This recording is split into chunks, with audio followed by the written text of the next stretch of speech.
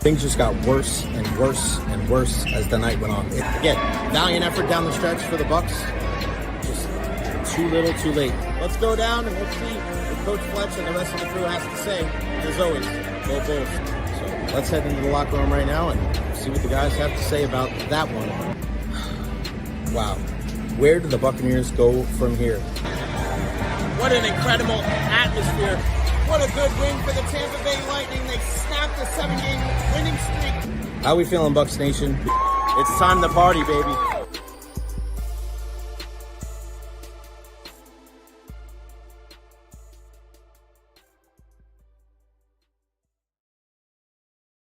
What is going on, everybody? Welcome to the Recher podcast. Live from Amalie Arena. Hope everybody's having a wonderful Thursday. Make sure you follow me on all social media platforms at Facebook, YouTube, Twitter, Twitch, TikTok. I am everywhere. Like and subscribe as well. And every single super chat definitely helps. Shout out to my guy, David Terry, always hooking me up. David, it means a lot, brother. Thank you so much. I know you're a big Lightning fan, and you're right, pal. Need this one tonight. Got to keep the good vibes going for the Tampa Bay Lightning, building off of that 6-1 win on Tuesday night against the Pittsburgh Penguins, the Utah Hockey Club.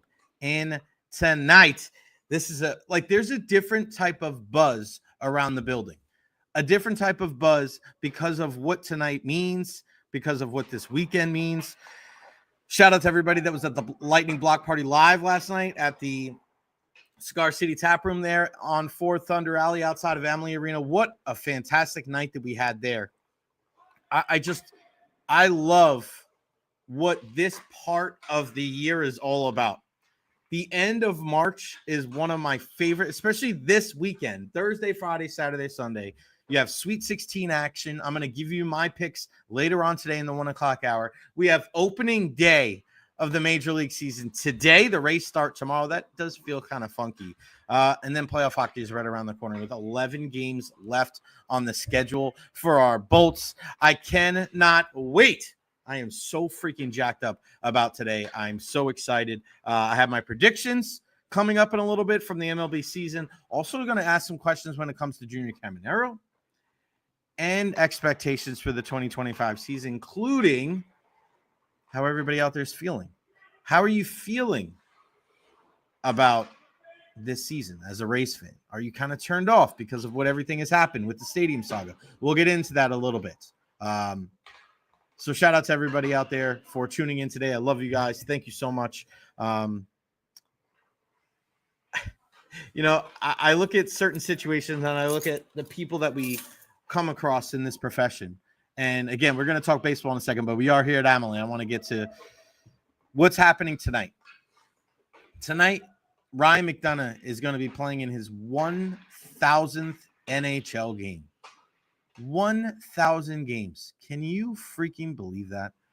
I mean, this is a guy I followed pretty much his entire career. I was so grateful and blessed that the Lightning allowed me to write an article for the Lightning website about him and about how pivotal his return was to this team. And people ask me this a lot. Like, what's the best part of your job? What are the players like? What are the teams like?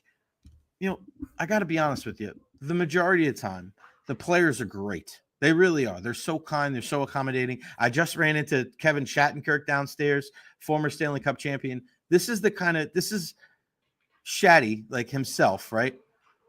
But this is hockey players in general. I'm going to tell you this right now. So I go downstairs, and Kevin Shattenkirk is part of the NHLPA now, working with the players, and he's down there with Chris Campoli, former NHL player. And, I walk by and I'm leaving. I couldn't stay for John Cooper because I had to get up here with you guys. But Kevin Shattenkirk and Chris Campoli were speaking to Victor Hedman. Obviously, we know the relationship with Shatty and Hetty. They won the Stanley Cup in the bubble there. And as I walked by, Shatty saw me and he said hello. And I just, I know my place, right? That connection is a lot deeper than anything I had with the guy that I covered, right? So I just wanted to, hey, Shatty, I was just going to shake his hand. This dude literally walked away from a conversation with Victor Hedman to come talk to me. Like, that's just the kind of guy that Kevin Shattenkirk is. That's what hockey players are all about. It's those interactions. They're just such good people. I don't take that for granted at all. But just those little gestures, man, they really go a long way. They really do. So shout out to Kevin Shattenkirk, my guy. Good to see him back in the building. So Ryan Callahan downstairs walking around too. His event tomorrow night. If you want to get some last-second donations, go to RyanCallahanFoundation.org. Every little bit helps. But both those guys are here in attendance to be able to see Ryan McDonagh in game 1,000. I got a chance to ask the first question to Ryan McDonagh today. 1,000 games. Mac, what does that mean to you? Mac, to start off, 1,000 games tonight, man. When you think about that number, what does it mean to you? Obviously, you kind of think about your support cast that's helped you get here, right? Any professional hockey player doesn't get here without the great support from family, your parents, your brothers, my wife and kids supporting me along the way here. It's been an incredible run, and I wouldn't be here, make it here without them, for sure. So you reflect on a lot of great teammates, a lot of great teams that you played for, and you play this game for your family, you play this game for teammates that haven't gotten the chance to hit this milestone with injury or whatnot, and so many great guys. And so you're very grateful for the opportunity to make it here.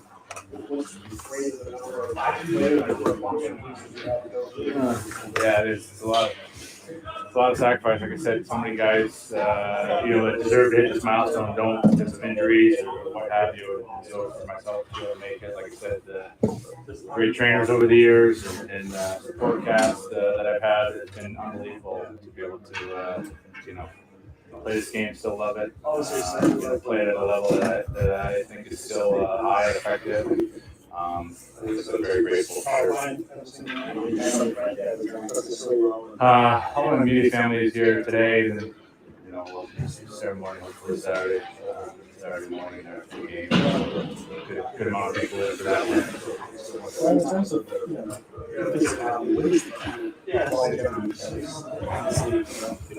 I think great trainers, taking the time to recover all of the sacrifices, training hard in the summer. Anybody take care of your body, your health, something you can't take for granted, whether you're a hockey player or not, anything in this world. When you have your health, you're very thankful. You meet a lot of people and hear a lot of stories that unfortunately don't have the same health. And like I said, you're grateful just to wake up every day and be able to do this it's very special. What a great guy. What a freaking great guy to be able to hear from him and to be able to talk to him. And you just think about how much he makes the players around him better. He's not just a great player. He's a great human being, great father, great husband. Getting a chance to know him over the years. He's got a lot of family. He got the immediate family in town, but a lot of family coming in. They're going to do the ceremony on Saturday. I know a lot of people were wondering, are they going to do the ceremony tonight? Sometimes it happens before the game. Sometimes it happens the game after. Saturday, right? It's not a school night for the kids. You get all the family in. It makes a lot more sense to do it Saturday afternoon against the Islanders. So really cool there, and a lot of teammates. Again, Callahan, Shattenkirk, and I'm sure there's a bunch more that are going to be in attendance to be able to see Ryan McDonagh and to be able to celebrate that with him. Sucks I won't be here. I'm working for USF on Saturday. But just a lot of love for 27. And, you look at the different partners that he's had over the years, right? He was able to play a very long time with Dan Girardi in New York. And, he gets an opportunity to play, a lot with a guy like Eric Chernak. And we've seen Cherney. We've seen the difference in his game when he was with Mac and when he's not with Mac. And last year there was, some ups and downs with Cherney. He'll tell you that himself. But this year, it's just been like Eric he's played fantastic. And again, if you were at the Lightning Block Party Live last night and saw Eric Chernak, he's just such an awesome dude. He's so funny. He's so quietly funny. Really, really good stuff. And I got a chance to ask him too, because you want to ask the guys that have played with Mac the most, and Cherney being one of those guys. Here's what he had to say. And this is an exclusive one-on-one with me and Eric Chernak that you're only going to get right here on the Jay Recher podcast. So here's Eric Chernak from after morning skate today about Ryan McDonagh. 1,000 games for Mac tonight. Obviously, you played alongside him for a bunch of those, man. What does it mean when you see a guy? You've seen a couple in the Lightning sweater already, but what has he meant to this team and especially to you playing alongside him all those games? Yeah, obviously it's a big accomplishment to him. 1,000 game doesn't happen to everybody. So really happy for him to get into that number. Obviously, his best teammate, best partner, and the ultimate teammate what you want to have on the team. Amazing person with great family. So really happy to have him back in Tampa, and obviously it's a big night for him. So hopefully we can get a double return. How important is it to kind of duplicate the performance from the other night, only giving up one goal, knowing how important defense is to your overall success as a team? Yeah, definitely. We always have to start taking defense first to not allow any goals, and then eventually we're going to get some chances to score as well. So I think the defensive side of the game is the most important right now, especially for the playoffs, and we have to be dialed in that. Sergey returns tonight. Of course, you've seen your fair share of videos, the return. But to have him come back, I mean, what does that mean to know that 98 will be in the building once again? Oh, for sure. It's definitely exciting moment, for the fans here. Sergey coming back. I'm sure he's going to enjoy that game. It's going to be special to him. So, can't wait to see that. And obviously, it's also, two guys. Maggie's not working right now. Sergey's coming back. So it's going to be a good night. Certainly is. And a big thank you to Eric Chernak for taking some time to chat with me today. And we'll get to Sergey in a second. I actually started going around the locker room. Ryan McDonagh, with his 1,000th game tonight, went around to Darren Radish and said, game 166 tonight. It's going to be a special one. And he was like, oh, I know. I had it circled on the calendar. And I think Gage Gonsalves, I told him, 52nd career game tonight. Go out there and do your thing. It's a good time. We got a good group, man. A really good group of Tampa Bay Lightning players.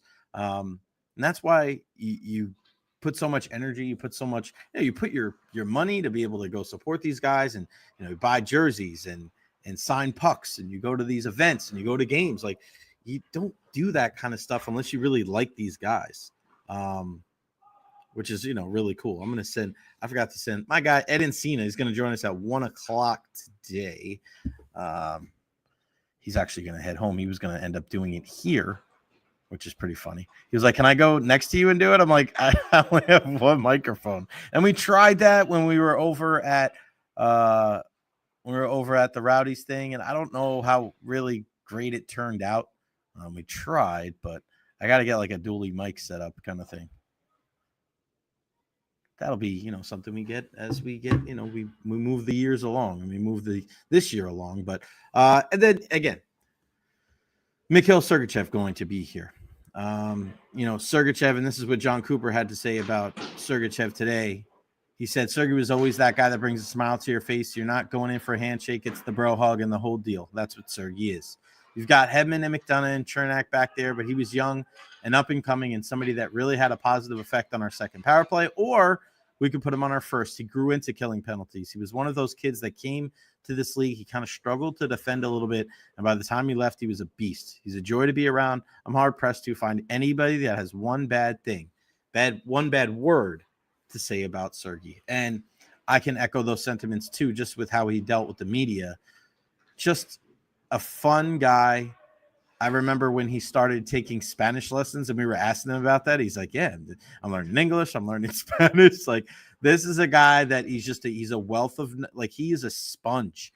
He wants to get bigger. He wants to get faster. He wants to get stronger. He wants to get smarter. And we've really seen him grow as not just as a player, but as a human being. Like, he was a young guy when he came here, came across in that deal for Jonathan Drouin. We really didn't know what to expect. Because if you guys remember, Jonathan Drouin was a very highly touted prospect.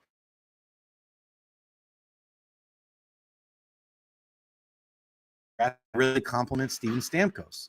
This guy's a little bit more of a playmaker. He could set up Stammer. And he had some good moments with the Bolts, but there was a lot more negative. There was a lot more down time for Jonathan Drouin than there was up, unfortunately. So when that deal was made, you think back and you wonder, like, all right, well, we know how highly touted Drouin is. Is Mikhail Sergachev going to be able to kind of,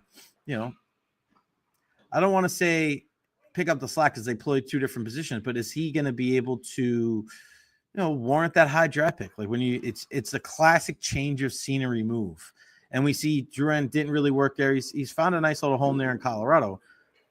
But Sergachev just got better and better and better. Remember him playing on that third pairing with Brendan Coburn and what he was able to do, and then just really grow.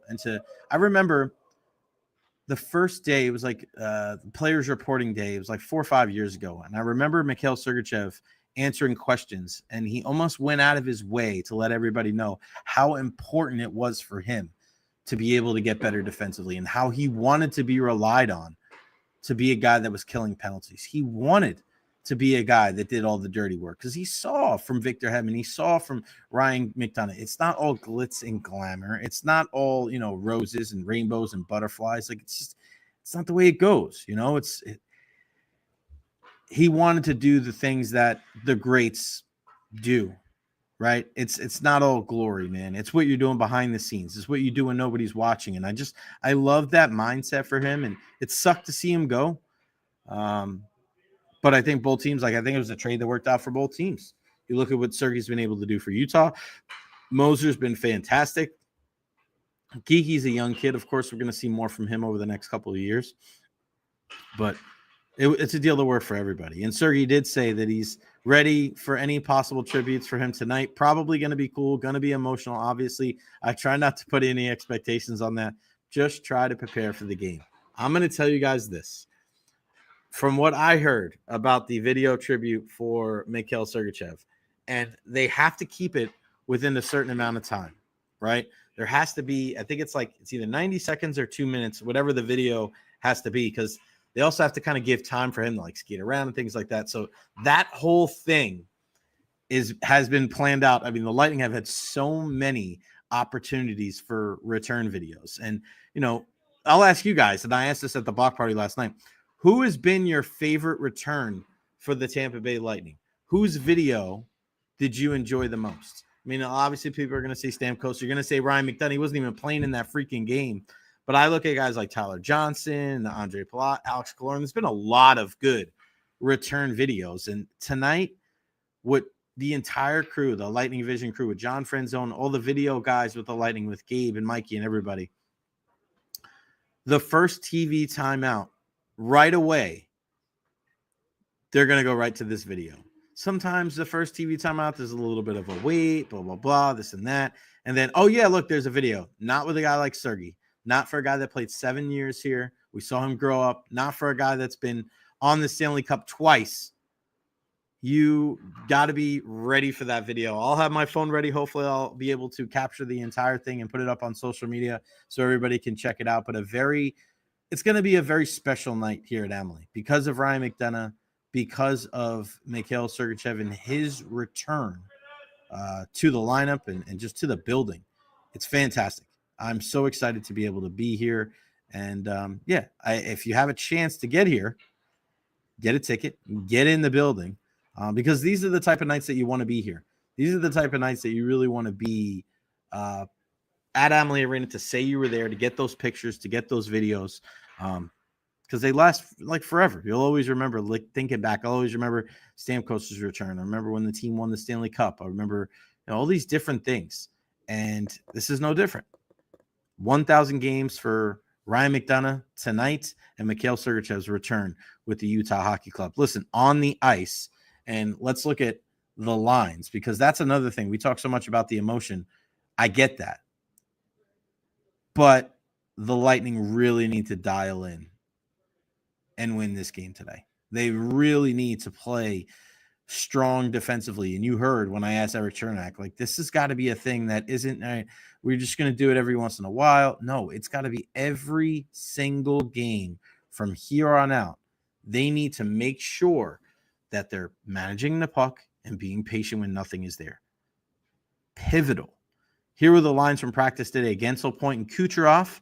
No surprise there. Hagel, Sorelli, Paul, Bjorkstrand, Gordon, Gonsalves, and then Gergensen, Glendening, and Chafee, with Atkinson working in. Hedman and Moser, McDonagh, Chernak, Lilleberg, Perbix, and Radish. Ratty went in kind of early. They didn't see Chafee, so I wouldn't be surprised if they go 11-7 again. I do think they should probably look at going maybe. I want them to go 12-6. Do I want them to go 12-6 with this group of guys? Maybe not necessarily, but keep a close eye on what else is starting, and it's the NCAA tournament for hockey.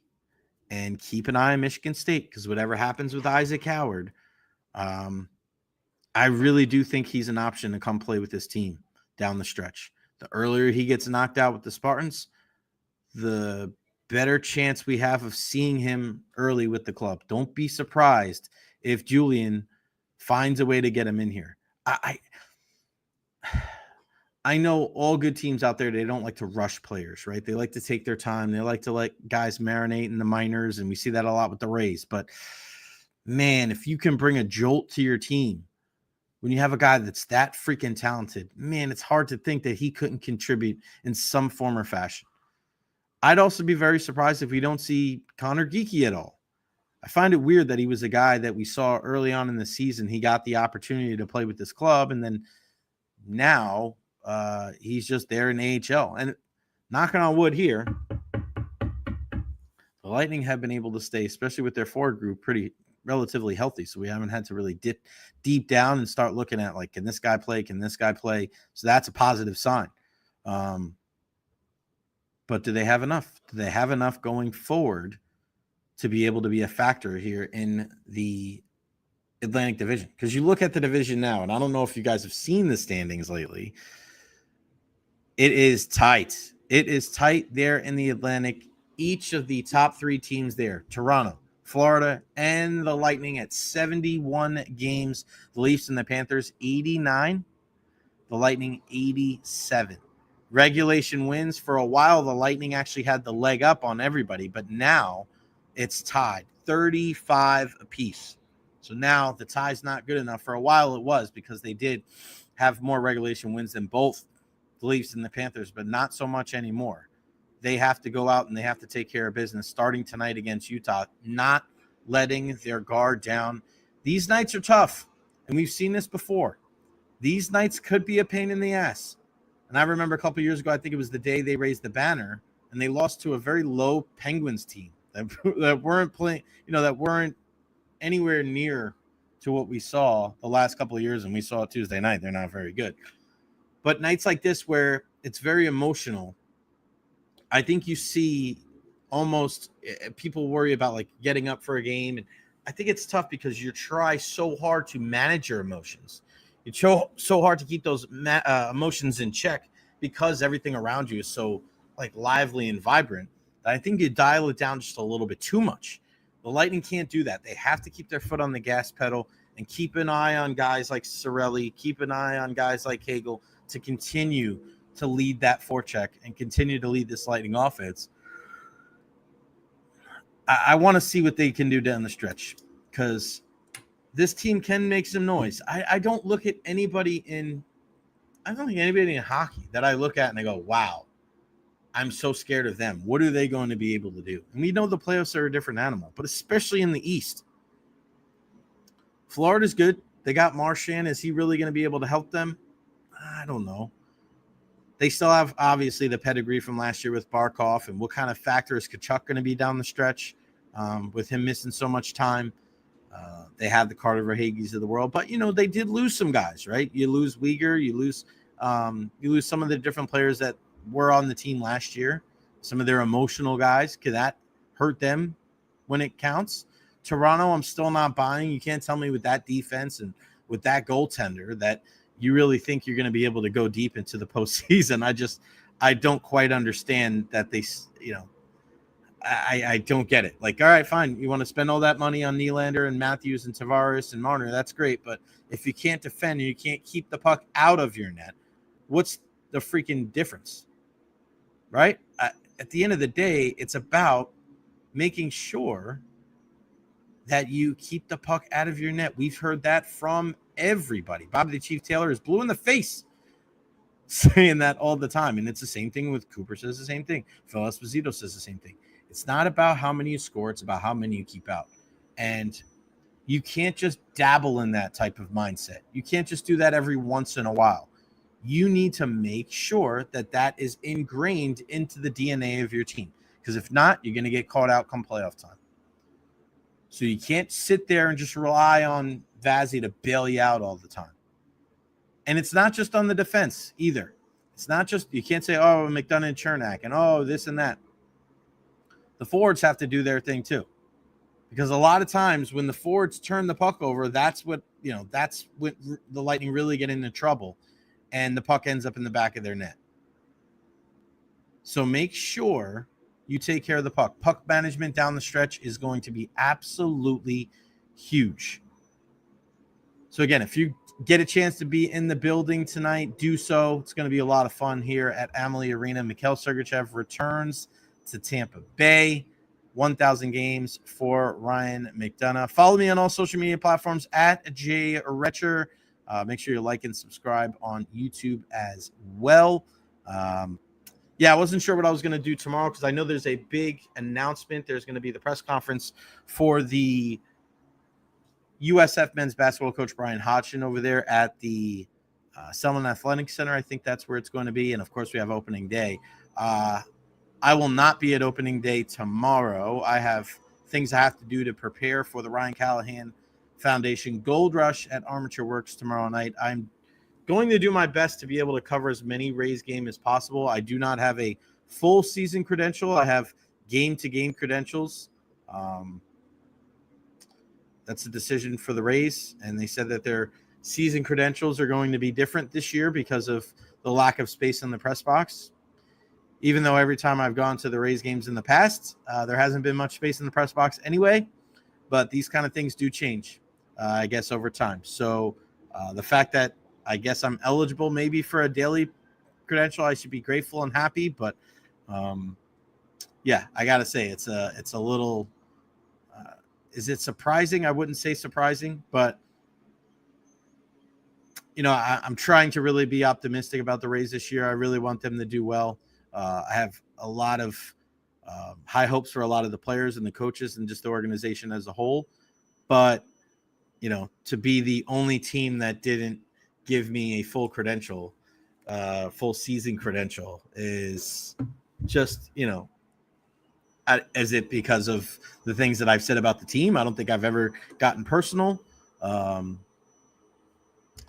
don't think it's ever been personal when it comes to Stu. I feel like I've been very honest. I feel like I've been promoting the Rays in a positive way. Having Dave, Dave Wills will always be in my heart, always be in my head when I talk about the Rays. So every once in a while, it's a Freudian slip, and I know he's looking down. But I like to have Andy Fried on and Chris Adams-Ball and Neil Solons and Doug Wechter and Rich Hollenberg. And, of course, we're going to have Ryan Bass. We had Trisha Whitaker on. Xavier Scruggs talking about the team. So even though it has gone in that direction where I was not credentialed for a season credential, that's not going to change my opinion about the team. It's not going to change my want for them to be able to do well and to try to go to games when I can to apply for that daily credential. But I'm just giving you guys a little bit of peek behind the curtain because a lot of people don't talk about this, but I don't really give a shit. I mean, what do I care? It was something that, we got. I don't say we ever took it for granted, but there was something that just like, even people that weren't even in the sports stations were getting full season credentials when I was at WDAE, and now covering sports every single day and going all the different games. And again, being the only team to not give me a season credential. I just think that's another one of those things where people look at the team and go, come on, man. Right. Whatever. It is what it is. But I want to turn the attention to you out there and your thoughts on the Rays going forward of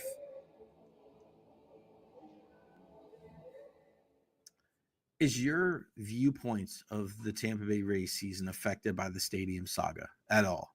Because there is an excitement when it comes to Major League Baseball starting today. There is excitement about the Rays from, a good chunk of people in the Tampa Bay area. But I've also recently, again, because I'm on baseball fields, I'm around baseball all the time, not just with the Rays. And I've had people say to me that we had Zach Blumner on Tuesday. He said the same thing. Zach's as diehard of a Rays fan as I know. And Zach was like,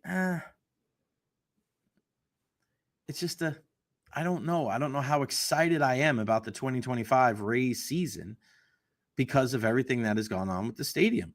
And Matt Silverman did go on with T-Kraz on WDAE and say that he hopes that all of kind of that energy, kind of that negative energy, that anger, that it's going to go away a little bit once the season starts, because once we get into game action, you're not thinking so much about the stadium and the future of this team. You're thinking about the here and now. And I understand that, but you can't expect people to just forget about it.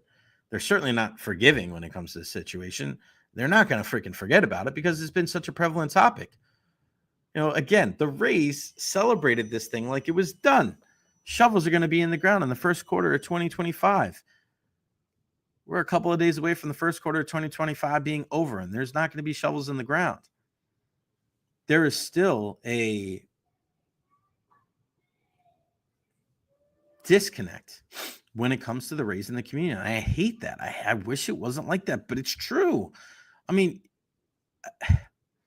and I don't say this to be braggadocious. I don't say this to like, oh, look how great I am. I'm not saying it like that, but like people come up to me and say things. People come up to me and give me their opinions, and I love it. I love it. Come on up. I love talking about sports. Don't ever feel like you can never. I know some people at the Valspar were like, I saw you over there with your mom and dad. Like, I didn't want to bother you. It's never a bother. Ever a bother. Come on over. Say hello. We could talk sports for a second if I'm not running around like a madman, but I always love those conversations. Hit me up on social media. Be respectful, and we can have a nice conversation because I don't get into the mud. I don't do that kind of thing. I'm not going to sit there and argue with you. I just don't care that much. If you and I are having a conversation and you're going to get disrespectful, it's easy for me to ignore you. I don't really care that much. It doesn't bother me. If you want to have a legit conversation about sports, about the Rays, about the Lightning, the Bucks, anything, soccer, wrestling, UFC, I don't care. Let's have a conversation. I love it. So a lot of people do come up to me and they want to talk baseball. It's the sport, even though people are like, oh, you cover hockey the most. The majority of the people that I surrounded myself with the first, 9 years that I was living in Florida were baseball people all the time. I was on the I don't even really know about the Buccaneers from like 2006 to like 2010 or 11. It was different for me. Like I was on the baseball field all the time, every 6 days a week. I didn't go to the beach. I didn't do anything. I was on a baseball field. I was coaching. I was playing softball. Like I was just doing my thing. That was what I did. That's what I got paid to do. It's what I love to do. So when people come up to me, a lot of the times it's around baseball and they ask me about baseball. And there's a lot of people not thrilled and not excited about the Tampa Bay Rays season. Are you one of those people? Are you one of those people that are not as jacked up and not as excited about the season because of what has gone on with the stadium saga? Let me know. Questions, comments, concerns, leave them there at the bottom of the screen. Again, share this on your social media so we can keep this conversation going. But I want to know, because there are people that are saying, regardless of what happens, I don't care. I'm excited. I'm going to support the team. And I'm not saying don't support the team. I'm saying the complete opposite. I want you guys to go support the Rays, right? One of my good friends, one of the assistant hitting coaches, Brady North, I am excited for him to be able to get back out there and to be able to help this team. And I'm excited. I want to promote good vibes, and I want this team to be legit, a team that can battle for a playoff spot, a team that's going to make another postseason run, regardless of what is happening to me personally, regardless of what I believe when it comes to the stadium and Stu Sternberg. We still have to go support the players. Got Nick in Sarasota. Be excited for the season. It's going to be a special experience. If you're angry at Stu, buy your merch elsewhere, but go to the park. We can support baseball in Tampa Bay without hurting the team. Nick, very well said. That's just the way it's going to have to be.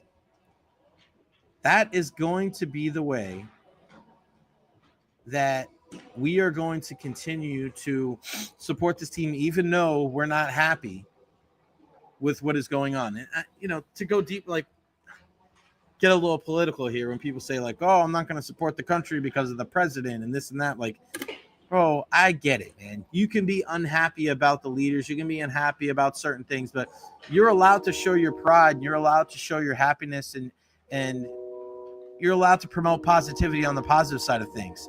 Everything is not painted with such a broad brush that it's like, oh, if you feel this way, you feel this way. Or, oh, you're being fake if you're supporting the Rays because of everything that's happening with Stu.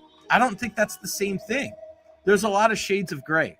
You can't tell me that I'm not supposed to cheer for the Rays just because of what Stu Sternberg has done and how he's gone about his business. I'm sorry. The vibes are loud here at Amalie Arena today for the Rink of Dreams, boy. I'm jacked up because I love baseball. This is, to me, one of the best days of the entire season. And you're going to get an opportunity to be able to go out there and watch this team at Steinbrenner Field. It's going to be a completely different atmosphere for the Rays this year.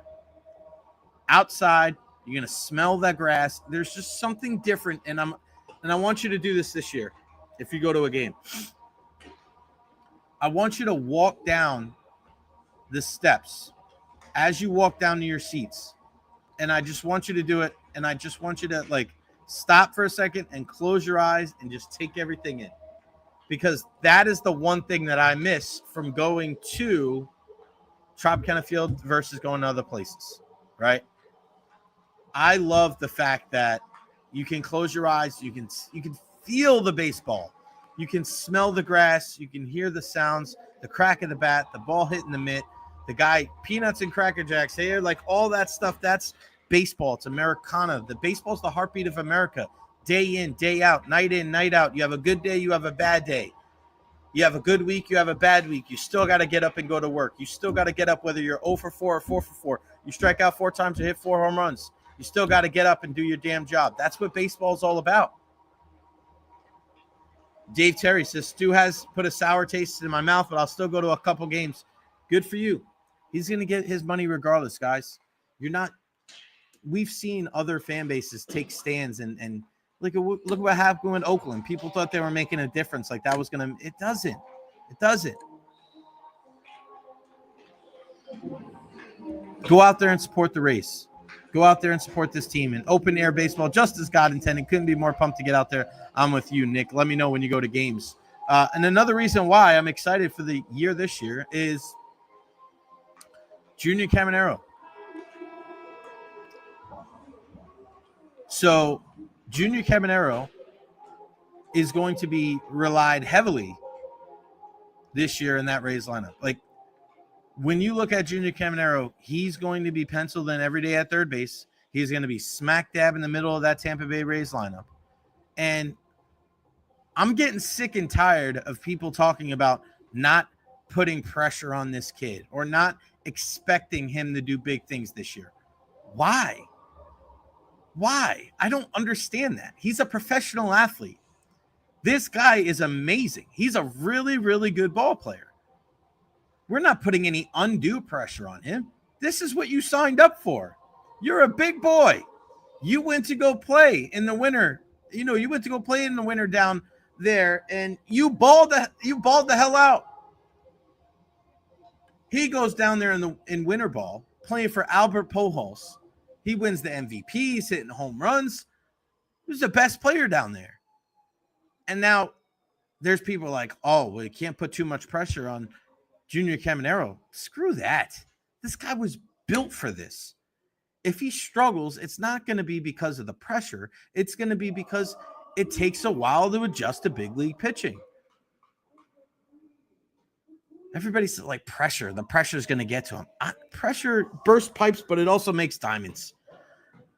If this guy is really as good as he is, or as good as we think he is, then I think the pressure is going to drive him to be one of the best players in baseball. There's no middle ground with Junior Caminero.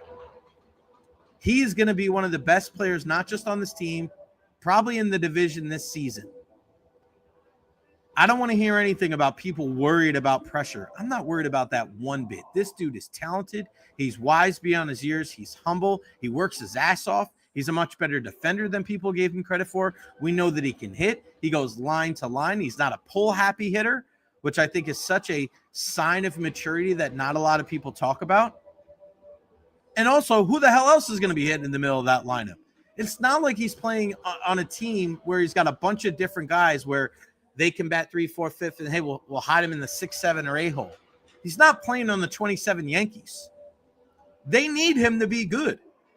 And people try to tiptoe around it. Well, I don't want to put too much. You're not doing anything. These guys block out the noise for the majority of the things we say anyway. You think what we have to say about Junior Caminero and having lofty expectations is putting pressure on him to do well? Hell no. You're that good of a player. Nobody is going to motivate you or put more pressure on you than yourself. And we've heard it from different guys. We've heard it from different teammates and different coaches. Like, this is a special guy. Not just a special player. This is a special guy. So when I look at Junior Caminero, I am not worried about the pressure.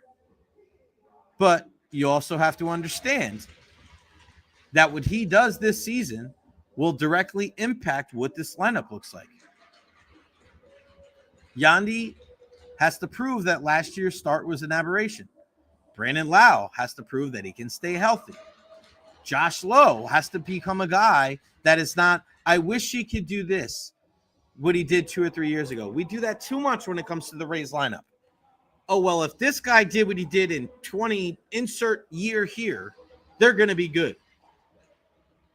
At the end of the day, guys have to perform like how they do on the back of their baseball card. And not just the 1 year when it's like, oh, it was that season right there. That right there. Guys need to step up, and they need to play and perform up to their capabilities. And if not, they need to get young guys in there to take their spots. Johnny DeLuca is going to get an opportunity to start in center field. Consistency as a hitter is going to be paramount for him. We know we can play good defense. But if he strikes out a ton, he doesn't put the ball in play, not good enough. We got to stop looking and grading this Rays team like they're the little sisters of the poor. Like, these are Major League Baseball players. I don't care if you're not Judge and Soto. We're not asking you to hit 50 home runs and to hit 300 and drive in 140 runs. Nobody's asking that.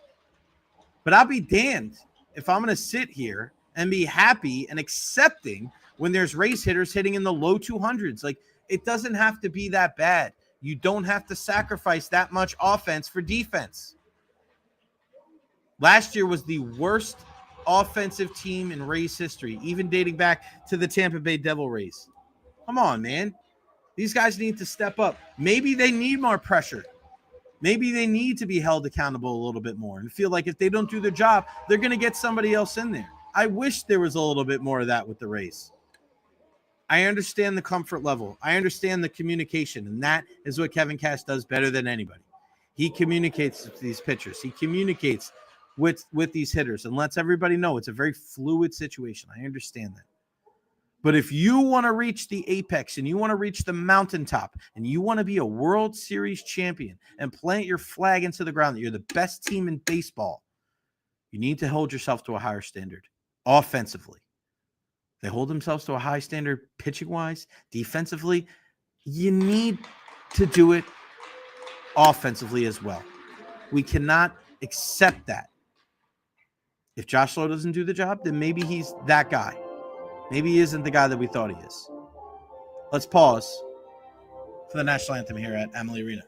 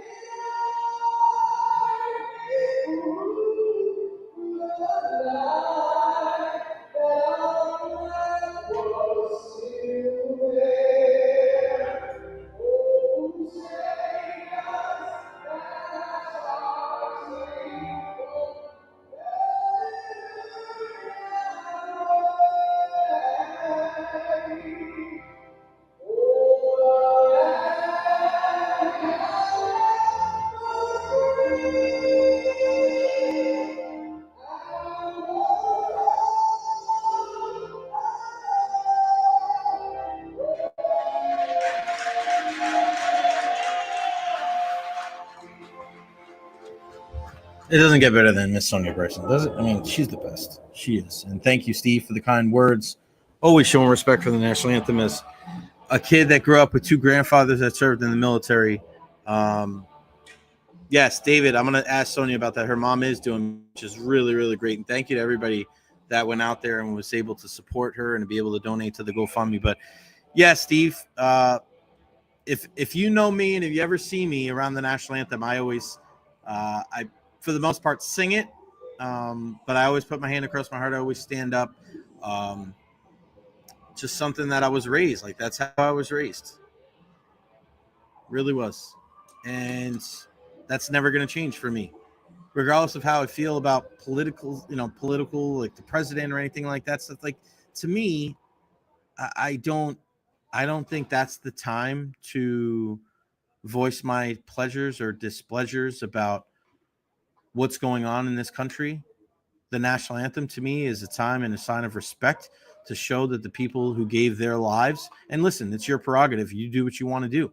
You want to kneel, you want to sit, you want to not just stand there. Like, it's a free country, right? I can agree to disagree. But to me, ever since I was a kid, I stand for the national anthem. I sing for the national anthem because I honor my grandfathers who served for this country and every other man and woman who have put their lives on the line so that we can enjoy the freedoms that we have here in the United States of America. So again, thank you, Steve, for the kind words. And yeah, that's just that'll always be me.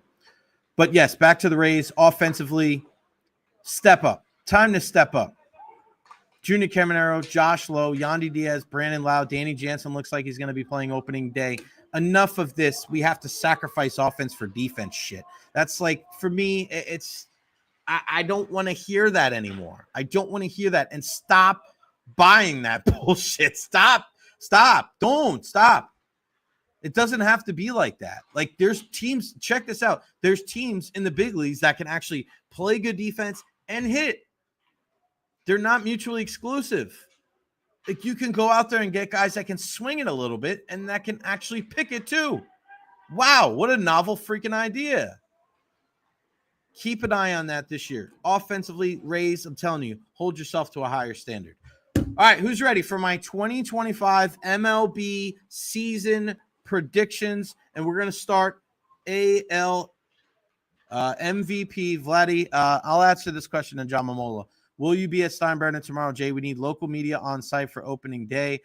No, John, I will not be at Steinbrenner tomorrow. I have already mentioned this and appreciate you hopping on. I will not be there because I was declined for a season credential by the Rays, and they are the only team that has not given me a season credential. So they said I could apply here and there for daily credentials. They said that they're going to keep those season credentials for people that are going to attend a lot of games, which I was planning on doing this year because I have more time on my hands, and also because you're a lot closer to my house, a lot less responsibilities. It is what it is. I mean, to be honest with you, when I told a couple of people that yesterday, they were not happy. And somebody's exact words, these are one of those things that turn people off about the race, because I have not stopped working here in the Tampa Bay area. I have not stopped going to games. I have not stopped going to practices. I have not stopped doing shows. I have not stopped posting things on social media to continue to grow my show and my brand. And I will not stop just because of what happened with this credential situation. So shout out to the Lightning, shout out to the Bucks, shout out to the, USF and the Rowdies and the Sun and everybody. And listen, even shout out to the Rays, because they did say that I would have an opportunity to apply for daily credentials here and there when it allowed. Do I trust that that's the truth? I'm a pretty optimistic guy. I'm a pretty positive guy, glass half full kind of guy. No, I'm also not a sucker, and I'm not a punk. I don't know. I don't know if what I had to say about Stu Sternberg, I don't know if it was having Colleen Wright on from the Tampa Bay Times. And, it's kind of funny when people try to run their mouth about, Chris Latvala. Check your sheet. Who was the first person to have Chris Latvala on the show? When everybody was crapping all over that dude and thinking that he was public enemy number one, you know what I did? I reached out to Chris Latvala and I had him on the show, and we had a conversation for 30 minutes. And it's funny how everybody around here in the Tampa Bay area, their tune started changing a little bit after they had an opportunity to listen to Chris Latvala. And it's funny that 2 or 3 months later, now this is where we're at. So could that be a reason why I didn't get a season-long credential? Maybe. Maybe it is the truth that there's not enough room in the press box. But once again, everybody at WDAE got a season-long credential. People in the sales force got a season-long credential. People that are in management got season-long credentials. TV stations get them. There are more season credentials distributed every single year for the Rays than there are seats in that press box. That's at Tropicana Field or Steinbrenner Field. So if that is the case, and they are limiting them, and it's not personal, then hey, it is what it is. But as a person that 95% of the time takes the high road, I'm also not going to be portrayed as some sorry sap and some sucker either.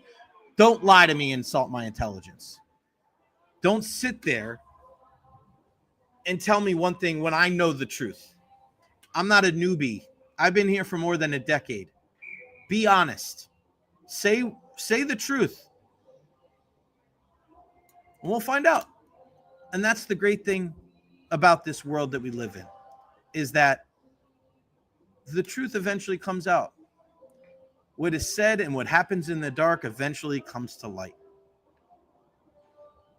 And I am one of those people. You know what? Screw these fucking... I don't really care about my MLB season predictions now. I really don't. I don't, because I'm fired up right now. Because I am one of those people. Even though I want you guys to be emotional and I want you to care about the Rays, I want you to be as excited as that person that just scored at Amalie Arena. I don't have that same type of feeling. There are a lot of people out there. The Rays need to come to their senses, okay, and understand that people are pissed. People are still pissed. We're just not going to ignore everything that just happened with the Rays Stadium situation. The Rays thought that they were going to sell out Steinbrenner Field so easily. It didn't happen to this week. I know for a fact that they didn't think that they needed certain promotional items and promotional runs that needed to happen to promote the games. And then all of a sudden, when they saw that people are pissed and they didn't want to go to the games, they changed their tune. If you're going to show your face, especially towards me, somebody that has supported you, even through all of these terrible ideas. And I told kids when I was coaching in this city for the last 20 years, don't cheer for the teams that I cheered for growing up. Cheer for the Rays because you're from here. It's not as bad as you think. These players deserve your effort. They deserve your support. So do the coaches. I've met with Stu. You may not like him, but at least he's honest. I've told people that. I've supported this team through thick and thin. And I'm going to continue to do so because you know what? I'm a freaking glutton for punishment. And at the end of the day, I still got love for Kevin Cash. I still got love for Brady North and Ryan Pepio and all those great people inside the locker room and all those great people that cover this team. I love guys like Rich Hollenberg and Doug Wechter. Those are two guys that I consider big brothers, friends, mentors, colleagues. They mean everything to me. Andy Freed, Neil Solondz, two guys that have always been there. I want to see the Rays do well for those guys. There are a lot more good people within the Rays organization than not. But the decisions that they make, whether it's about credentials, whether it's about how people are viewing this entire situation, it's tone deaf. Still, you think people are going to forget like that? Like, I don't think people within the Rays organization understand. If this team shits the bed in April, nobody is going to care. Nobody's going to care about this team. Nobody's going to go to these games. Shane McClanahan is hurt. I swear, I hope Ryan Pepio and This pitching staff picks it up. I hope Junior Caminero does his thing. I hope that Yandy Diaz doesn't have the start of the 2025 season like it was in 2024.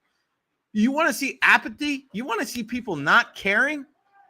Come out of the gates flat and lose series to Colorado and Pittsburgh.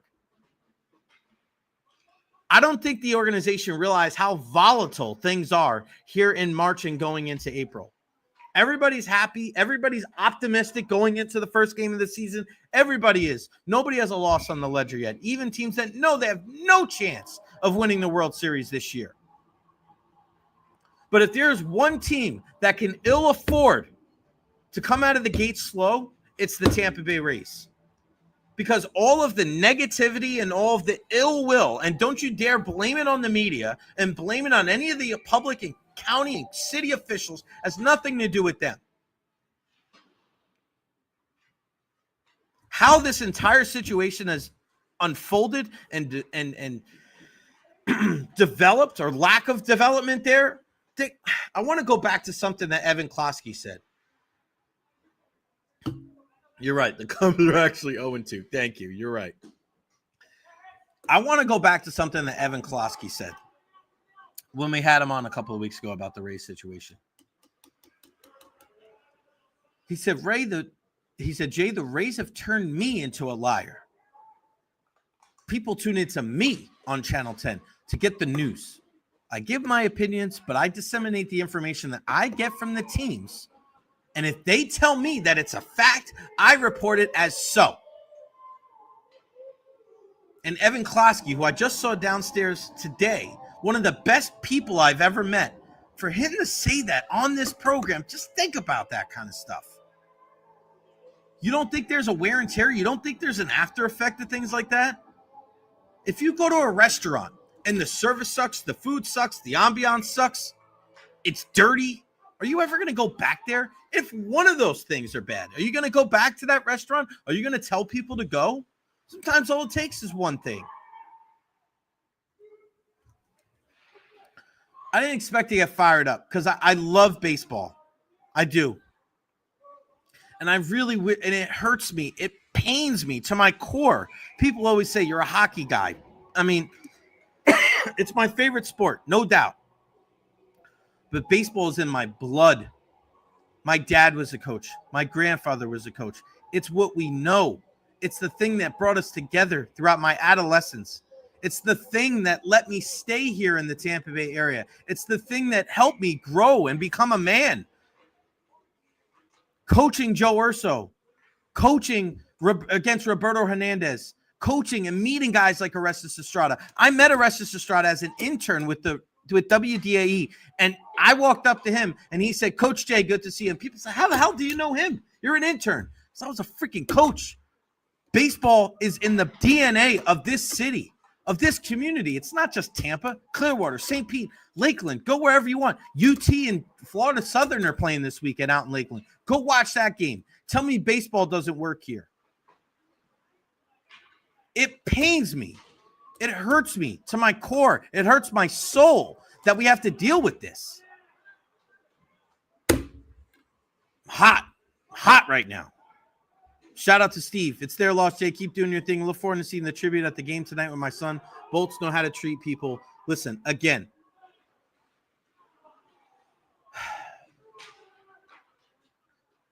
it says a lot. It says a lot that I had 2 representatives of the Lightning contact me within an hour of losing my job in November. Right? It's the reason why I put so much effort into covering this team. It's the people, man. It's always going to be about the people. People, you ask me all the time, what's the best part of my job? It's the people. It's the people that I work with. It's not the games. It's not the access to the team. It's the people. It's not what you do in this life. It's not what you know in this world. It's who you know in this world. And you want to surround yourself with good people. That's why I love covering the Lightning, because when I come here on a morning skate, you walk in and you see great people. You see the Eric Erlindsons of the world. You see Dave Randorf and Brian Engblom. You see all of these guys that are good people. That's what makes it worth it. That's the best part of doing this thing, this gig. And one of those people is Ed Encina. And Ed's a guy working for the Tampa Bay Times. And this is another reason why I tell people out there to support local. Because of guys like Mark Topkin and Rick Stroud and John Romano and Colleen Wright and Ed Encina, who our friendship has grown a lot over the years. And getting to know Ed at lunch one day at Publix, talking about our lives. And just Ed is one of those people, again, that he makes it fun to come to work. I busted my ass doing crappy jobs growing up, and I watched my dad be a freaking custodian and my mom be a lunch lady and bust their ass to keep a roof over the head of 4 kids and keep food on the table. And I said, gosh, dang it, I'm going to make sure that whatever I do with my life, I'm going to do what I love and surround myself with good people so I don't have to get up dreading going to work. And Ed is one of those people. Ed, I'm fired up for baseball season, fired up about everything that's going on. How are you, buddy? Good, Jay. I'm doing good. But you're right. I think that I've been on a lot of different beats, and I've been on a lot of ones that really honestly weren't that fun, and but I do think that the group that we have that comes regularly to Amalie Arena is a great group, and that's whether it's the independent media, it's the team media, the broadcasters. It's great. It's great to walk in there every day. And like I said, I've been on some where, I mean, to me, to be honest, like I have kind of a cycle when you look at my career, like after about 6 or 7 years, like I kind of try something new, and I've always have. And some of those times it's been because I've, maybe the beat was, I was over the beat, covering baseball for 7 years is tough, every day. But sometimes it's, I've always told myself when it's not fun anymore, like you got to do something different. And right. I've been lucky enough to like find new opportunities everywhere I've gone. But you can only have enough fun as the people you're around. And that's so true in this business, and I'm sure in any other one. And, but yeah. What got you into wanting to be a writer, Ed, and to follow these teams? Like, take us through. And I know this isn't lightning talk, but no, I'm on a heater right now. I'm trying to come back down from being so pissed off. But what got you into, like, when did you know, like, hey, this is what I wanted to do? For me, like, I was a kid that what really changed for everything. I loved growing. I learned how to reading the lineups in the newspaper. My mom said that.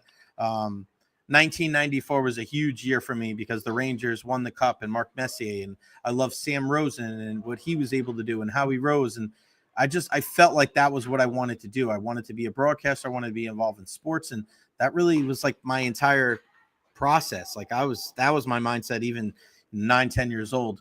When did you want to like be a writer? When did you know that you wanted to work around sports?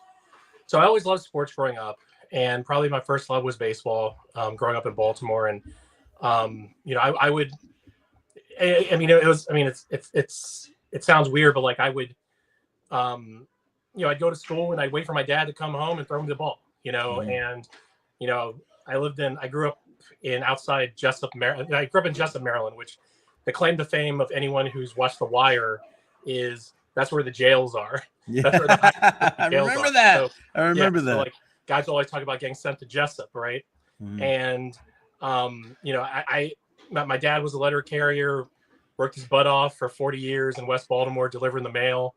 And I grew up in a mobile home. And outside we had just a yard that, this large fence that, my dad would throw me balls. And, as I grew up, I would hit them further. And, when I was 8, 9, 10, it would be to hit the roof of this bank that was at the end of the field. And eventually I started nailing them to that. And eventually I got taller than my dad, and I would post them up. And the only thing that he would do is shoot 3-pointers on me when we shot basketball outside.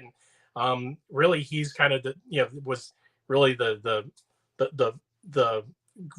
glue to like my love of sports, because I always, would wait for him to come home, to play ball with him. And but eventually you kind of know, like, you're probably not going to be an athlete, right? You're probably not going to you're not going to live this life. So to me, it was like, how do I get close to it without being a part of it, without, playing? And in high school, I started working on my school newspaper, stuff like that. And yeah, I knew pretty early on. I think I've told you the story. When I went to Maryland, I went as a double major, journalism and civil engineering, because I was also into a lot of STEM stuff, and but I was pretty ahead with math and science and stuff like that. So in my first semester at Maryland, I tried to outdo myself, and I took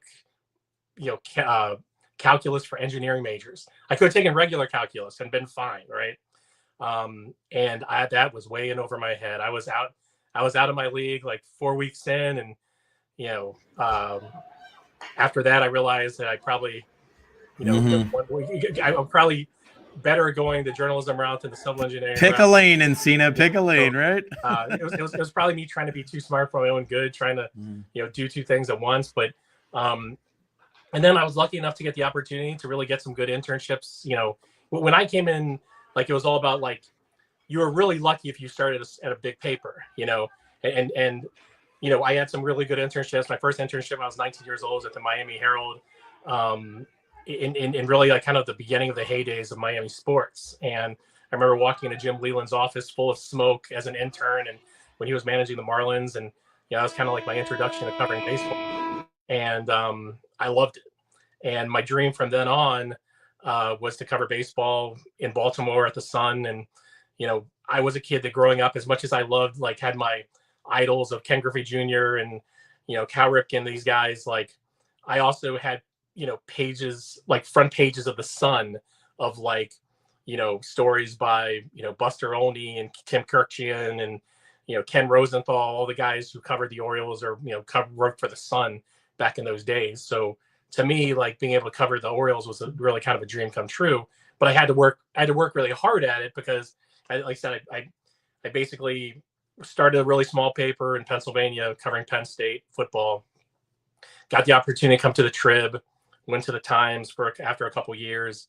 My wife and I went to Baltimore, went home, got that dream job opportunity, and then came back in 2018 back to Tampa at the Times. So, but all along, I've always thought to myself, like, this is a really lucky thing that I have to be able to do this and be kind of inside the game in a lot of ways. And I never take that for granted, because one, I know how hard it is, and two, I know how timing is everything. And I've honestly had very fortunate timing in the opportunities that presented themselves to me when they present themselves to me.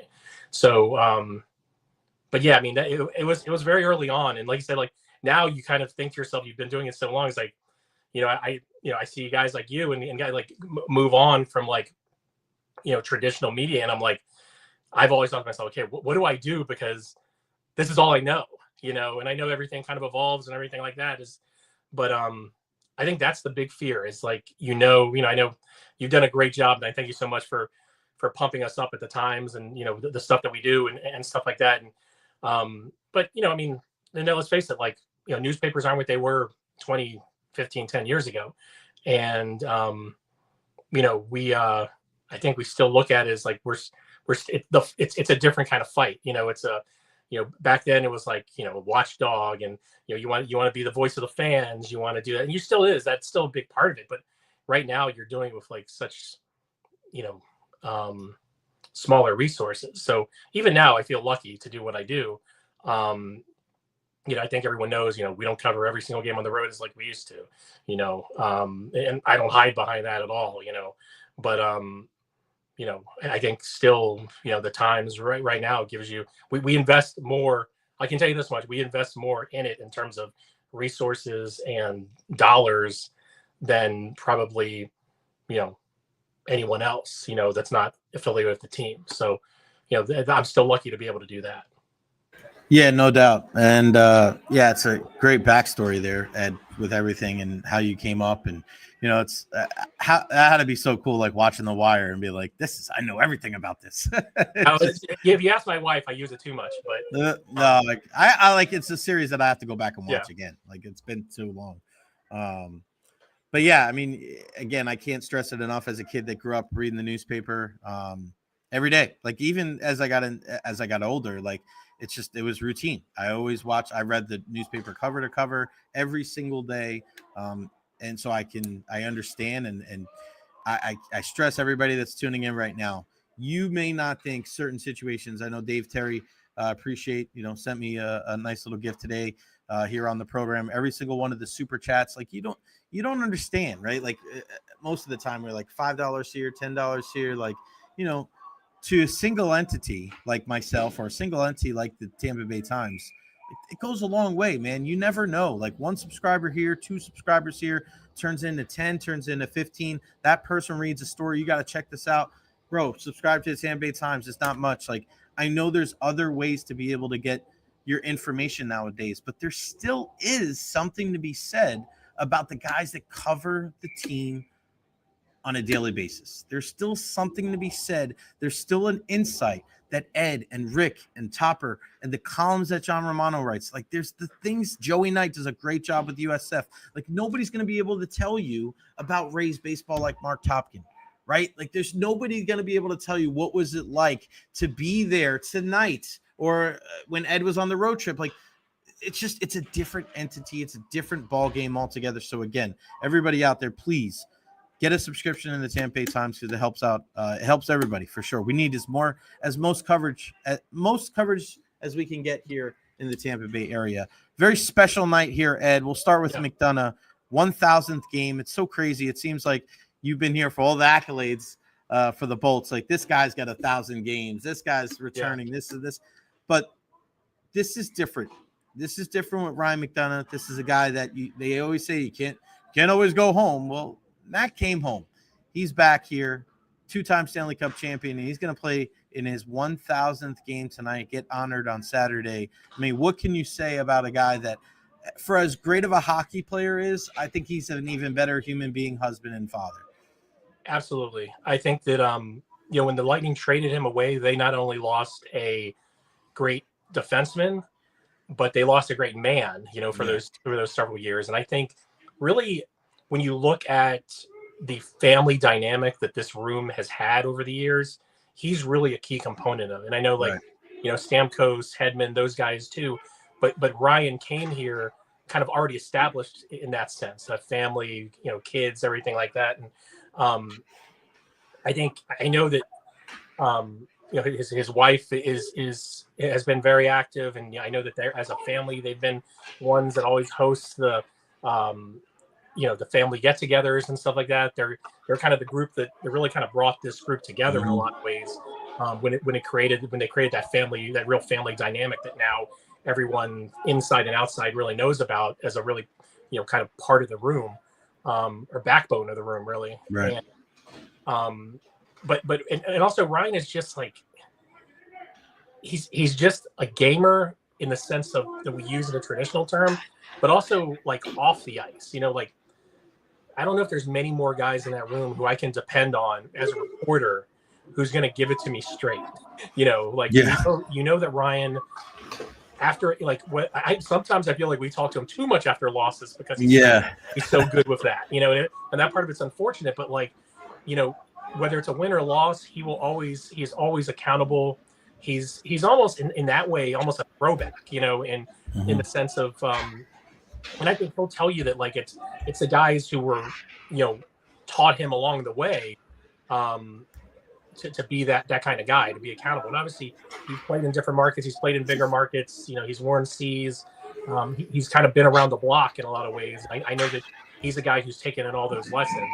But the one thing that always sticks out, no matter when you talk about Ryan McDonagh, is his demeanor, and that's one of calm. And whether it's on the ice when him and Eric Chernak are battling a 3-on-2, or it's in the room or around other guys. We talked to Mikhail Sergachev today, and I asked him, I was like, what is some of the lessons that you learned from Mac in terms of what leads to longevity? And Sergey is one of those guys who, as good as I think he would tell you this, is that sometimes his head got in the way of his progress, and the first thing that Sergey said about that was, just his calmness, that, you could always lean on him on the ice. You always knew that he was going to be there to say exactly what needed to be said. But just that there was never any up and down with McDonagh, that he's always been this guy that just, relays this calm demeanor that carries through on the ice when it matters the most in the postseason, and even every day off the ice. Whether you're just talking to him or in the room with him. So I think this is a great thing, because the one thing I remember from he has a unique opportunity of having a tribute video for him as an opposing player, and then coming back and being honored as for his 1,000th game. And I remember that night when he came back with Nashville, and he couldn't actually play. I think he got hit by the puck or something like that, but he couldn't play. And I don't know if I've seen very many guys who are as emotional about their tribute video. Like, I remember him sitting there in the suite and acknowledging the crowd, but like there were legit water in his eyes. So you can tell how much that means to him. And I think that he's not afraid to show it. And also, like, I think one thing that goes unnoticed is how much he does in the community too. I mean, there's so much that he does that really doesn't really get talked about too much in the community as well.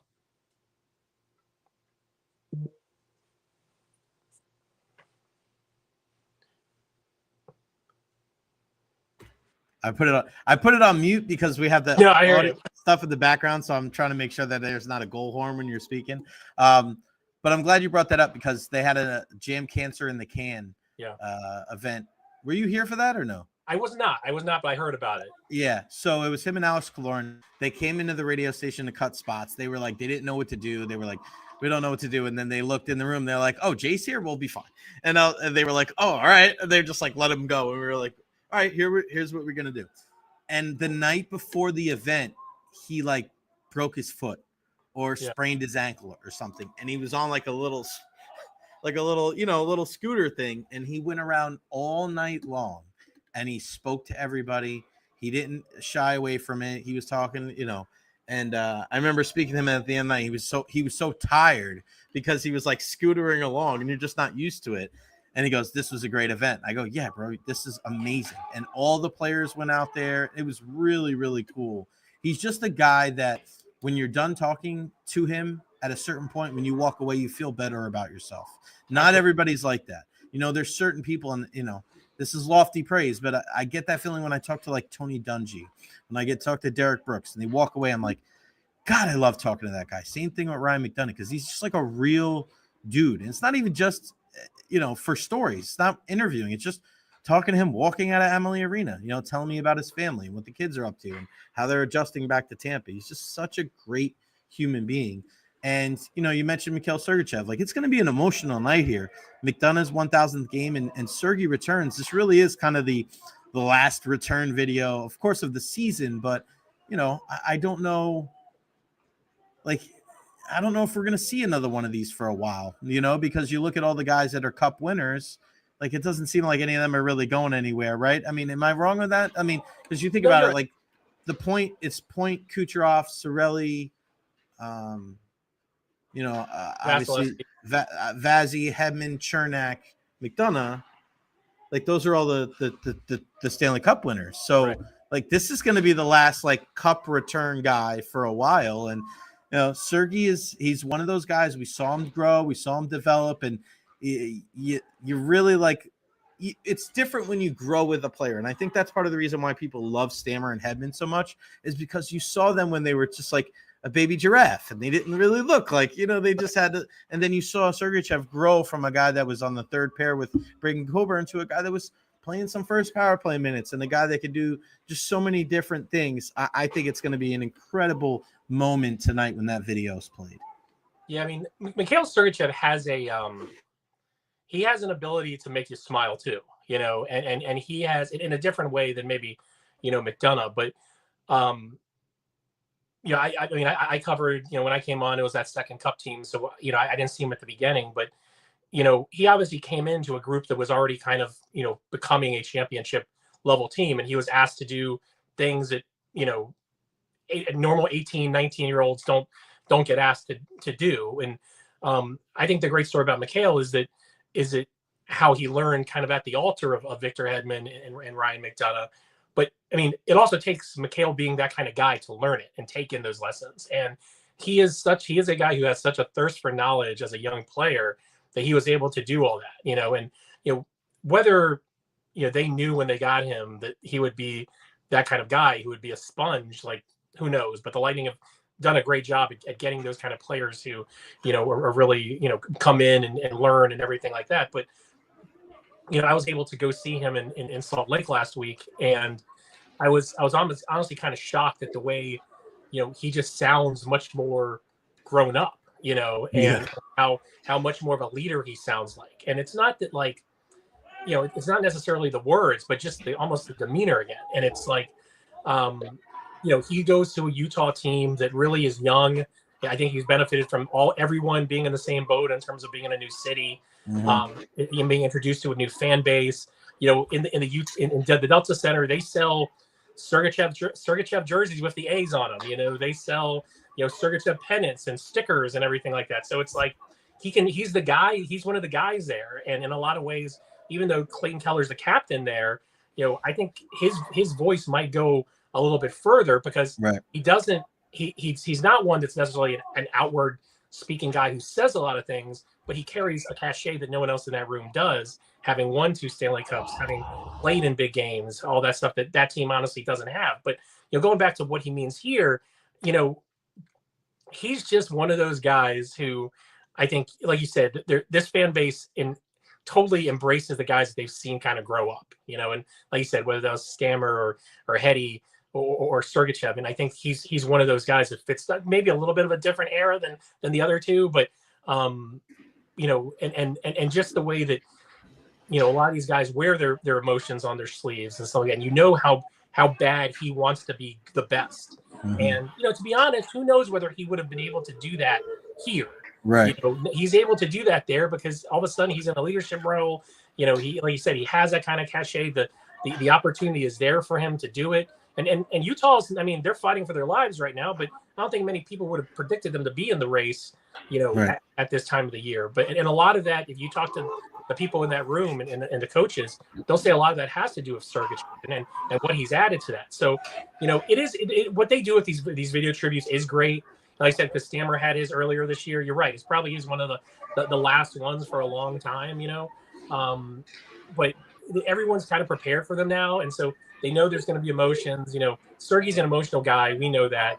And he's been playing it cool the past week or so that, like, I don't try to put expectations on it. Right. But we know how much this means to him. And we know how much this means, in a lot of ways, this is the fans' first opportunity to really say thank you to him too. As much as it's about honoring the player, it's also about fans being able to kind of, say thank you for everything that all the memories and joy that a player like Sergachev has given them. So it's going to be a great night. Like, no matter what, with the McDonagh stuff, with Sergachev coming back into town, it's going to be one of those nights I think people remember. We have a really important question here from one of our top viewers. Who's Ed taking in the triple threat match at WrestleMania, and what surprises does he think will happen? Also, go Gators, she said. Wow. Fighting words in the Encina house. Look at that. Look at the look on his face. What do you got? Let me address the first thing first, because we are really a house divided right now. Wow. Tonight. So basketball, we'll address that first? Yeah, I'm a Maryland alum, and when I was in college, I got spoiled by some really good teams, and the Terps have been kind of up and down. I've always been an ACC guy at heart. I think I told you this. I hated when they went to the Big Ten, but the Crab Five have really kind of given new life to Maryland basketball. So Derek Queen's last second shot there. I know he probably took more steps to get across, to get to That's all right. From one Camden Yard Stadium to the other, but it went in, and that was a hell of a shot. I don't think many guys make that shot. So hell no. So yeah, I'm I've got the Terps obviously, but there's a lot of Gators in Shannon and her family. So I was prepared to hear it. I was already prepared to hear it if Maryland lost to Colorado State. So, I'm already kind of prepared for that. But and Maryland's made you kind of live on on the buzzer for all year long. But yeah, so that's what that's all about. So let me ask you this question before you answer the WWE portion of the question. What happens tonight if Maryland wins and beats the Gators and you come home after midnight after covering this long Lightning game? You're going to have to write a long ass story and then you're going to sneak into the house. What is that going to be like when you open that door and Maryland wins? Is it just I'm automatically going to sleep on the couch? Am I going to rub it in? Am I going to wait till the morning? Is she going to be standing there with her arms folded? Like, what is tonight going to look like? Because it's going to be early this morning after you get home from this game. Like, what happens tonight if Maryland wins in the Encina household? You know what, Jay? I think that in moments like that, you can't predict them. This has got to let them play out, and you'll walk in the door. Fly on here right now, so I probably can't. I don't know. Like I said, you just got to let it all play out. There's gonna be a little. If they win, there'll be a little sign on the pillow on the living room couch saying, "I'm going to stay at a hotel for the weekends." Shannon says this is be the third Maryland game he's watched all year. That's not true. That's not true. The lie detector test determined that was a lie. You care more about AI at Georgetown. She's bringing up all the. Let's talk WWE. We're not letting you air out all your dirty laundry here, Shannon. Jeez. We're gonna have AI at Georgetown. He was the man. All right, so who are you taking in the triple threat match? And we're gonna do something special. We'll do another roundtable before WrestleMania. That actually did really well last time we did that. So, triple threat. I think. All right. So again, we've always got to think these things backwards, right? Right. So, I think I don't know how it plays out, but I think Punk comes out on top because you can kind of. I don't know. I talked to Shannon a lot about this the other day. Do you have to, do you have to have a one-on-one between Reigns and Rollins before you move on to something else? And I think that is a one-on-one match that has enough juice to where you've got to kind of play it out to SummerSlam and stuff like that. But yeah, that is my Money in the Bank briefcase behind me. But it's a Senor Money in the Bank. That's Damian Priest's. Senor, yes. Yeah, and that's Grogu in front of it. El Campeón. Yeah, El Campeón. And so, but yeah, I think Punk comes out. I don't know how it happens. There's a Heyman angle too that we don't know. Whether the Favor is going to be a part of this or not. So, yeah, I think Punk, just because it makes more sense that, that he. Yeah, I feel like that we've been waiting for his big moment too. Right. As much as he's been in big matches, Jesus, the fans love him. And you've got to kind of put him. I think he needs to put him over more a little bit in terms of what his what the rest of the the season looks like, and going into Slam. So I think it's Punk. I don't know how. I don't know what happens. But. That's what I think. I think it's got to be Punk over Reigns, right? I mean, he's beaten Rollins enough. I don't think you want to be able to keep the storyline that Reigns has never beaten Rollins one-on-one, right? Right. I don't think you'll have Rollins go over Reigns in that aspect, right? I don't know if that necessarily makes sense, but I just feel like Punk going over Reigns makes the most sense, causes the dissension with Paul Heyman. I would love to see that open up the show on the first night. And then the first night's finish is Cena, Cody, and let's say Cody wins that, and then he faces Punk on night 2, or let's say Cena wins and he faces Punk on night 2. I think there's a lot more meat left on the bone, my friends. What are you doing for WrestleMania this year? 2 nights. I can't really plan it out because I don't know what I don't know where the team's going to be. The team could be in Toronto, they could be. In Sunrise, they could be in South. I haven't looked at the schedule, but I would think that's still, I don't know what I'm going to do. It's going to come to those. It's going to come down to those 2 cities, right? Toronto and Florida. Toronto and Sunrise. At this point, I mean, but home ice matters. I think this year, especially. I mean, the Lightning are so good at home, but and I think that this team has they just play better at home than they do on the road. So yeah, I mean, like I said, and this again, like we talked about this before, it's like it just sucks that the format is the way it is, that one of those three teams is not going to make it out of the first round. And you almost kind of want to, I mean, there's been times when teams have positioned themselves to get a favorable matchup. Yeah. The Bruins last year. Yeah.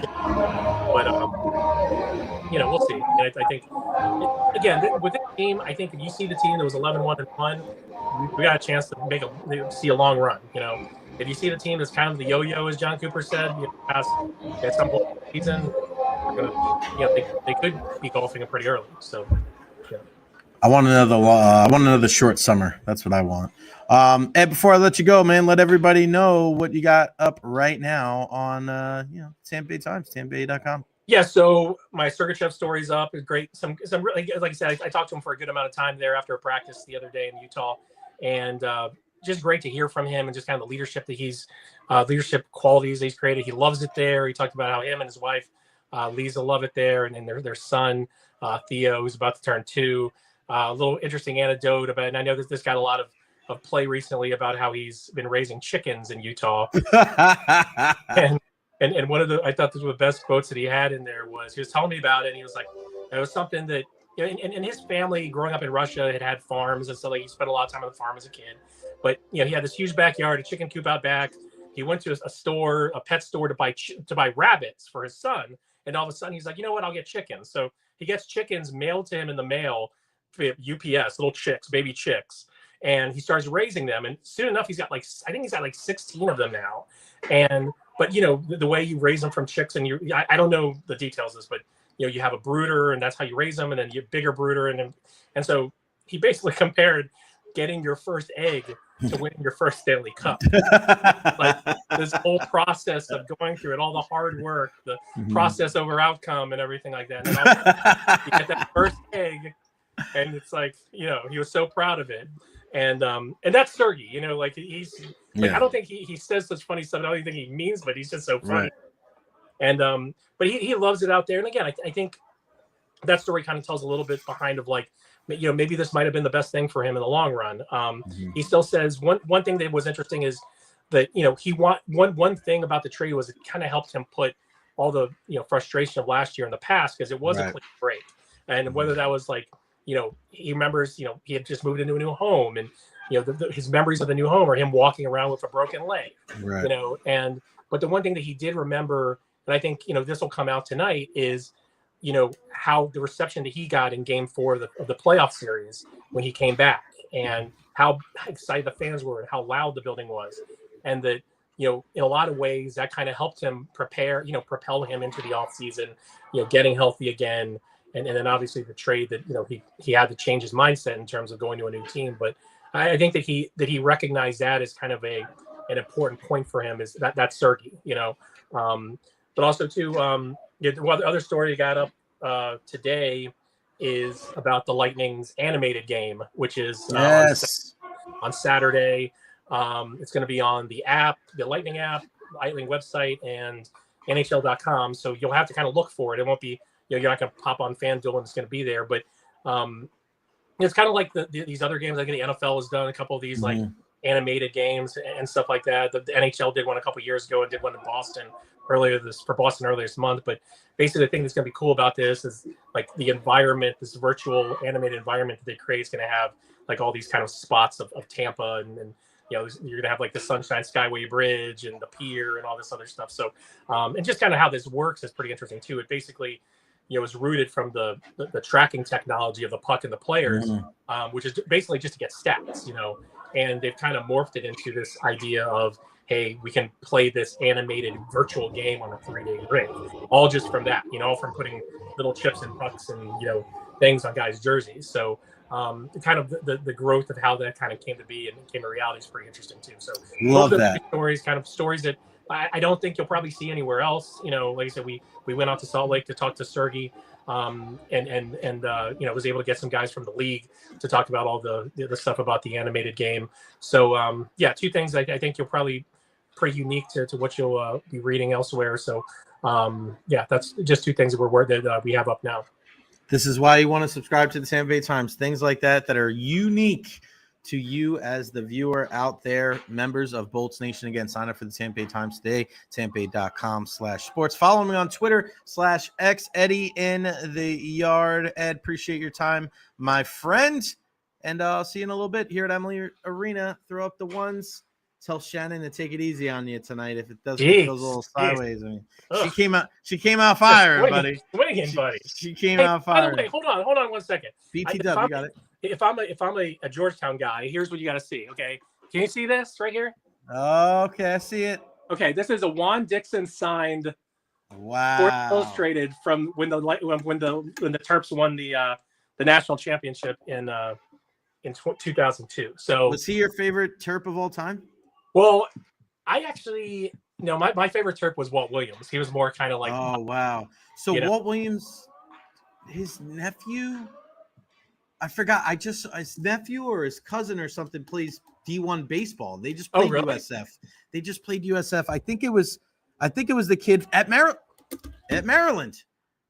Really? Braden Williams. I'm pretty sure it's Braden Williams. Yeah, look it up, Ed. You'll love it. Braden Williams, he's their leadoff hitter. Kid's a beast. Look it up. Yeah, Braden Williams. Yeah, because it was almost like thinking because Maryland going into the season. I forgot the name. Braden baseball. Braden Martin. Excuse me, Braden Martin. Braden Martin. He's their leadoff hitter. This kid's a baller. And they were like, yeah, Braden Martin, his uncle or his cousin is Walt Williams. I'm like, no way. I was like, I remember Walt Williams, 40 deuce. And he wears 42 as well. Oh, wow. The Maryland baseball team. Yeah, USF beat them 2 out of 3, which is a surprise because they have some incredible power hitters. They got 2 brothers that play the middle infield. Braden plays third base. Like, they got a really good team. And it was like a big thing that USF beat them. So, yeah, Walt Williams getting some love on the Jay Recher podcast today. There you go. No, that's the thing is like he was a great player on not great teams. Yeah. Then when I got there, that's when Joe Smith was there and that young group that beat UMass. Steve Blake. Yeah, Steve Blake was Dwayne Simpkins, who now coaches at American, Johnny Rhodes, X-Rehip. Like that was my kind of group there. Yeah. Juan Dixon. That was a bad dude right there. Yeah. Gary Williams, good coach at the time. We won't talk about the time Jay Williams did his thing on them in a minute. That was like one of the greatest performances of all time. Dukes is an action. I gotta go. I'll see you, my brother. Thanks, Ed. Talk to you later. All right, buddy. The one and only Ed Encina. Yeah, before I go, let me give you my predictions for tonight. 4 matchups tonight. 4 tomorrow night. The Sweet 16 is upon us. In the East region, number 6 BYU takes on number 2 Alabama at 7:09. It'll be on CBS live from the Prudential Center in Newark, New Jersey. My pick in that one is Alabama. I actually picked Alabama to go all the way. I feel like that's with the experience in the backcourt, and I got a soft spot, of course, for Chris Youngblood, who was with USF last year. I think Alabama is one of those sneaky picks. I didn't want to go with everybody else and pick Florida or Duke or Auburn. I wanted to go a little bit different, and I wanted to go with Alabama. The second matchup tonight, Florida and Maryland. Maryland, the 4 seed in the West region. The Gators, number 1, a 7:39 tip-off on TBS and True TV at the Chase Center there in San Francisco, California. Tough to go against the Gators. I think if you have an opportunity to look at the teams in college hoops right now, I think there's a really, really good argument that the Gators are going to steamroll everybody the rest of the way. I think what you saw against UConn could be the closest game they play. They're just so deep. They have such a great balance when it comes to their guards and their big men. And, you have a stud with the ball in his hands in Walter Clayton Jr. So it's going to be a tough out for anybody, but I think Florida rolls tonight, and I wouldn't be surprised if they roll the rest of the way. Third game of 4 tonight, Duke and Arizona. This is always a matchup that you see in March Madness. Arizona, the 4 seed out east. Duke, the number 1 seed, a 9:39 tip-off there at the Prudential Center in Newark. Duke is a 9.5-point favorite, but me as a big-time Duke Blue Devil fan, I'm going to tell you, this game scares the living crap out of me. Caleb Love, North Carolina, this is the game that he wants to play in. there's been so many good play. The thing that worried me early on this season is that when Cooper Flagg had the ball in his hands at the end of games, he made some mistakes. He turned the basketball over. Their end-of-game execution is going to be pivotal, and we saw that, and we saw it with Maryland, right? You need to make sure that at the very least you're not turning the basketball over in situations like that and giving the team an opportunity to go back the other way. So it's a scary one. It's a scary one tonight. Number 10, Arkansas against number 3, Texas Tech out west there in the Sweet 16. A 10:09 start, the last start tonight at the Chase Center at San Francisco. I like Arkansas in this game. I know Texas Tech. I know how tough they are. Big 12 action. But there's just something about Arkansas. Coach Cal knows what to do in situations like this. I don't, you win this game, you play the winner of Maryland and Florida. Can you imagine seeing Coach Cal against the Gators in the Elite Eight? I think that's exactly what's going to happen. So really, really good stuff there. All right, a big thank you to Ed Encina and for everybody that tuned into the program today. Thank you, David, Terry, later, Hermano. Great show. Glad you got the Rays talk off your chest. Sounds like you need to get it out. Don't ever keep it in. Keep letting it out, my brother. David Terry, you are the best. Thank you, buddy. Yeah, it's just the way it is, man. You're always going to get the honesty from me. A lot of times I'm going to take the high road and just bite my tongue, but that 5% of the time, I think that's what makes me me. I'm not somebody that is going to apologize. I'm going to be very emotional, wear my heart on my sleeve. But I know when you tune into a show nowadays, at least for me, I don't want to hear somebody bitching and moaning and arguing and yelling and being pissed off every single day because it's disingenuous. Nobody likes that. It's not real. That's not real. I'm not just going to say things. I'm not going to make bold proclamations and be a hot take artist. Like, I'd rather be more intuitive and educational, informative. And then when that shit happens, like, it means something because I'm really pissed off. It's not fabricated. It's coming from deep down in my soul. And when it comes out, it comes out. I don't plan it. I hope that is something that endears me to listeners and followers. So, again, thank you for being here and for taking it all in. A big thank you to Ed Encina for always joining us every single Thursday on the program. Enjoy MLB opening day today. Enjoy the March Madness, the Sweet 16 action tonight. And, of course, enjoy the Lightning and Utah Hockey Club, Ryan McDonagh, game 1000, the return of Mikhail Sergachev.